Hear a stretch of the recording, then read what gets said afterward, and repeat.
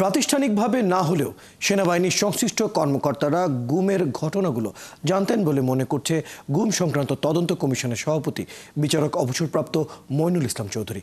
এক সংবাদ সম্মেলনে তিনি বলেন, গুমের শিকার ব্যক্তিদের হত্যা, জঙ্গি তাকমা দেয়া, ভারতের আইনশৃঙ্খলা বাহিনীর হাতে তুলে দেয়া ও মামলা দিয়ে কারাগারে পাঠানোর মতো 4 ধরনের পরিণতির দিকে ঠেলে দেয়া হতো বলেও জানান তিনি। আরও জানাচ্ছেন নয়নাদিত্য। বিগত সরকারের সময় আইনশৃঙ্খলা বাহিনীর হাতে বিচার বহির্ভূত হত্যাকাণ্ড বা আয়নাঘরে রেখে নির্যাতনের অসংখ্য অভিযোগ মিলেছে।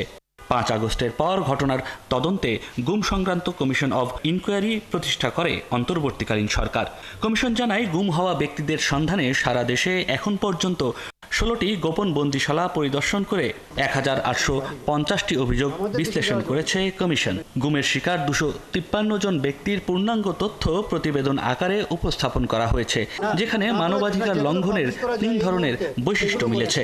এবারের প্রতিবেদনে আমরা গুম অবস্থা হতে ফিরে না আসা এমন 12 জন ভিকটিমের বিষয়ে অগ্রগতি তুলে ধরেছি, যাদের বিষয়ে প্রাথমিকভাবে অনুসন্ধান সম্পন্ন হয়েছে এবং তাদের গুমের জন্য কারা দায়ী তা প্রাথমিকভাবে আমরা শনাক্ত করতে পেরেছি। আর গুমের শিকার হওয়া ব্যক্তিদের 4 ধরনের পরিণতির দিকে ঠেলে দেওয়া হয়েছে বলে জানান তিনি।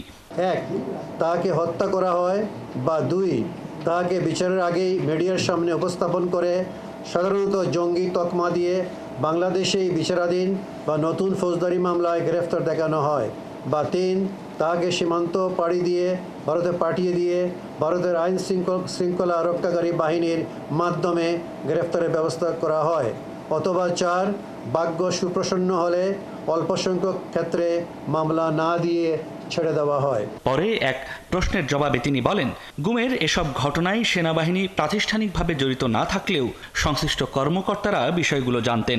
Institutionally, the army is not involved, but the officers who have been deputed to the RAB, DGFI and NSI have been found to be involved in enforced disappearances of the victims. সুতরাং ওনারা তো basically তো আপনার আর্মির officer বা arm ফোর্সেসের officer, আর্মিরও হতে পারে, নেভিরও হতে পারে, এয়ারফোর্সেরও হতে পারে। তারা জানতো না, এই কথা বলার সুযোগ নাই।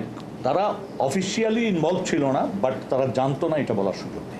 গুমের সাথে জড়িতদের অনেকেই এখনো ভুক্তভোগীদের নানা ধরনের ভয়ভীতি দেখাচ্ছে বলেও জানান তিনি।